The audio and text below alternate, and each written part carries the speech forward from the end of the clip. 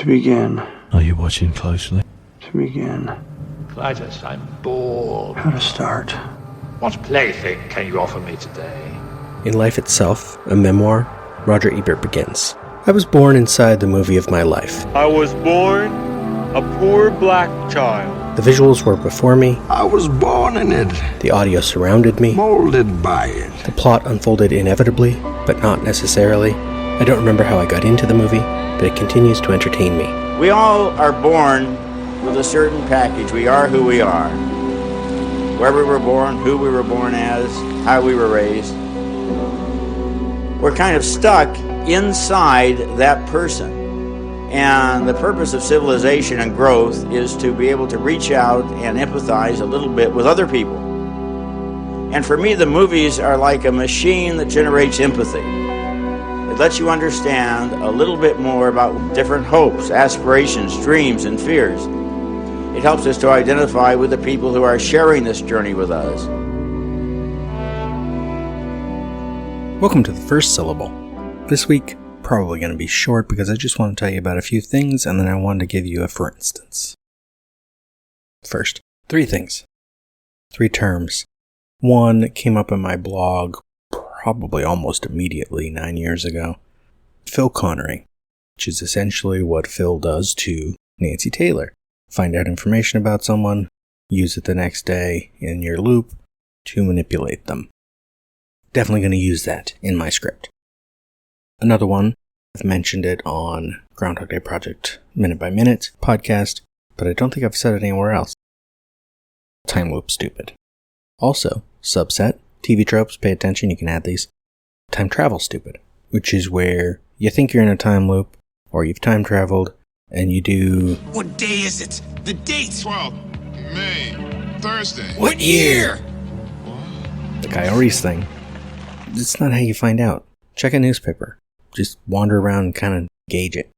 Reese, I guess, he maybe thought he had a short time frame. So he was in a hurry. He was eager. He was desperate. And he was from a future where they didn't necessarily have newspapers and other things with dates on them. But if you're in a time loop, you don't be like, wasn't that yesterday? Didn't we do this yesterday? I don't know what you mean. Don't mess with me, pork chop. What day is this? It's February 2nd. Groundhog Day. No, it wasn't. Catch the fuck up, okay? Time loop stupid. Then I had this other one the other day, and I know this is gonna come up in my script because I want the script to involve people talking about actual things and actual issues. And this was a weird one for me because I'm like, this is the kind of thing people will call like woke or something in a derogatory way. It's similar to the Phil Connering thing.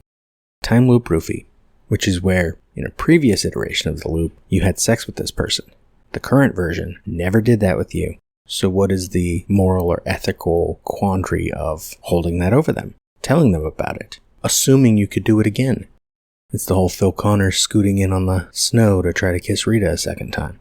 Thinks, oh, it happened last time. I had consent, and we're in again. We're looking at basically having a conversation in the film about affirmative consent. The other thing I wanted to do this week, told you to be brief, half the show's already done, is give you a for instance. These are the kinds of things that I stick in my notes when rewatching time loop things lately. This is for the map of Tiny Perfect Things, which I rewatched recently to take notes, and then just this week, as I'm recording this, it was the time loop of the week on Groundhog Day Project Minute by Minute. It's actually interesting to look at the notes after I've made them because it's like I found there was an interesting line of dialogue, and I'm like, that'd be cool. And then now I look at it, I don't know where that will fit, but we'll see. First one, I got a kind of Sherlock thing, then someone responds, I love that show, the game is afoot. I'm like, it's not as good as some other stuff. I was just intrigued by the whole Sherlock reference, because I think I've mentioned this. I said last week, refrain of the show is going to be, I think I've said this before, this show itself is a time loop, you're welcome. This is a time loop that takes place in the present, so you have access to all streaming services, which means if you get bored, you just hang out in your hotel room or your wherever, and you watch things, because you can watch whatever you want, and maybe Sherlock is a thing where he's just watched it for the first time because someone said they liked it, and so he goes and watches all the episodes, and then shows up the next day, ready to have a conversation. Second note is a watch on the inside of the wrist, which checks time often. This was Mark, male lead, has that. He has the watch that he keeps checking for the time. I think I do need a watch for, specifically a reference, the watch for Connor, and that could tie into the part of the story that I haven't actually figured out yet because it hasn't come up in a time loop movie. For a good reference, is what is his relationship like with his parents? I've said this is 4 characters getting back together after years. I mean, they've stayed in touch, but maybe haven't seen each other on a regular basis. They're getting together on the weekend of a high school reunion, a friend's wedding, a bachelor party. It's a busy weekend. And for Des and T, they moved to New York right after high school to try to make it in theater. Ro, she ended up in Seattle, and so they're all coming back home. Connor, I think, is here a lot, but I don't know if he lives here. I have a line from a different time loop about that maybe implies he might live in Pacoima, which, for anyone listening not in LA, that's outside of LA, but not that far. And so I think he has to have a sense of time and place. Is he back staying at his parents' house for the weekend? Or is he at a hotel, but he will visit his parents because, unlike Phil Connor's outside Danny Rubin's original script, Phil doesn't visit his family or deal with his family. In the original, of course, he did visit his mother, flew to Cleveland and talked to her, and she calls him on it because he only shows up to talk to her when he needs something. But I'm saying is could link to that is that maybe that watch is also got its own sort of place in the story as maybe it's an heirloom, it belonged to his father who died. Maybe that's part of why Connor is who he is, why he hasn't been making the most of his life. I don't know. Part of the story I haven't figured out yet. Next one, a line. Wait, wasn't that a movie where Bill Murray's stuck in the same day till he has sex with his hot boss? Referencing Groundhog Day explicitly. And this will go in my many versions of notes of talking about deja vu and the time loop and all that. Whether this specific line makes it, I don't know. Next one, version of this will definitely make it in. Dude, you'd get like infinite do-overs.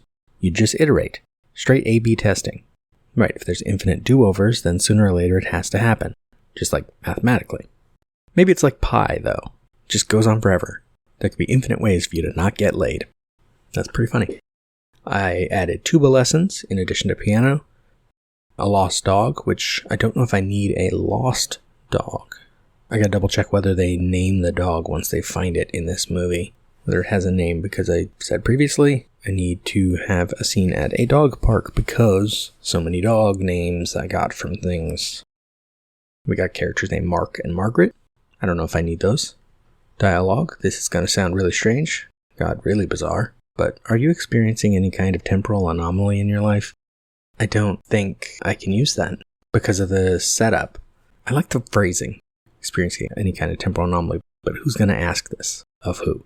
I don't know. Blocking a guy from a bird pooping on him. Fairly basic. There's a lot of versions of easy visuals for knowing what's going to happen. This is one. Christmas Do-Over has one where just holding some people back so they don't get bumped into by a kid on a bike, I think it was. Things like that. Simple. This one I love, and I must use it. I'm wondering if Marissa might be a sibling. Dialogue. You stole this car? I need it more than Marissa does. It's a good response. I mean, talk about seizing the day. The day's been seized. It's right here. It's waiting for us. That's funny.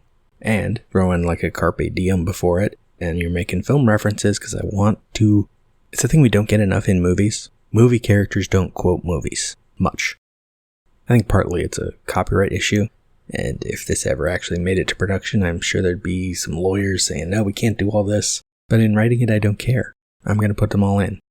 And I think especially Connor and T are the kinds of nerds who would quote movies all the time. They'd quote comics, they'd quote books. It's how they talk. You don't understand, okay? I'm not like you. I don't want to seize the day. Oh, this is continuing. Sorry. I just don't want the day to seize me, okay? I'm just trying to get through this. So am I. Loses a bit of the fun, but that's the point. Appetizing Perfect Things is funny, but it's also fairly dramatic, kind of sad. Can't keep hanging out with someone who's ignorant of basic logarithmic functions. I have no idea who would say that. I just find that line funny. If I have the tattoo montage, Connor should definitely get the tattoo of the 2 dragons that Mark gets. Then I have to pee because beer. Well, you should probably do that in the bathroom. See, it's funny. It's basic. And then this is science teacher after a conversation about the time loop and a little put upon. I have to go do the same thing I did yesterday and then forget about it. Delivery can make that great. Then there's this montage, and I love this. I had to slow it down and take notes on the details because they're having a conversation as they do all of this. They pass a coat rack outside of a store. Margaret grabs a coat and hands it to Mark. He holds it up for her to put it on. They enter a record store. He takes a record from one guy, gives it to another. She tosses Mark a record. He passes it to the customer. He hands her another record. She hands that one to a customer and passes another to a guy about to check out. So they're basically shopping for people. And that's fun. Then they enter a restaurant through the back using a key code. Mark adds spice to a large pot, puts a lid over a fire in a pan, sets a plate up to go. She takes it, then fingers some icing off a dessert being brought back into the kitchen, and grabs a cocktail from a passing tray. All of that while they're talking, and I love it. I feel like I'm living in an Etch-a-Sketch.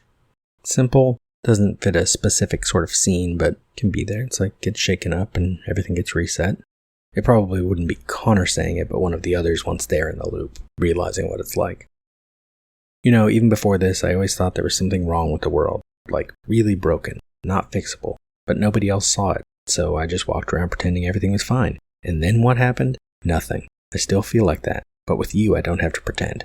See, that's nice. And that fits the tone of especially the last conversation in my script. Them hanging out, maybe before they run off to the karaoke bar, to sing the last few minutes away.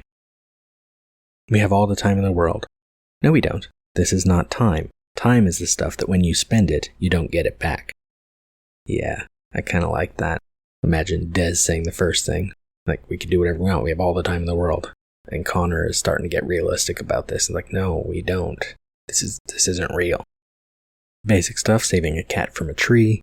Fun thing, dropping a lottery ticket on someone else's table.